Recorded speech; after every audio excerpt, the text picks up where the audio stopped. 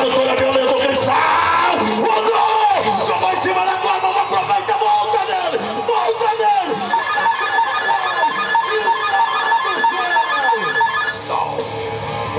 Deu tempo de 8 segundos e a luz vai baixar para vocês verem que peleja que esse cowboy fez, ó. O duro do cowboy é ficar em cima da corda. O replay vai mostrar. Eu não sabia, eu não tinha percebido.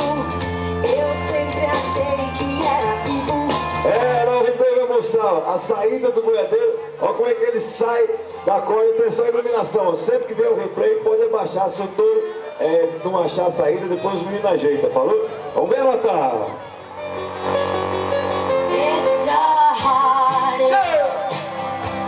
Narração de Flávio.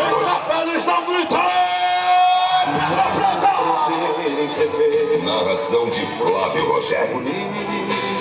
Naquele momento de hoje, 86 pontos. essa é a última.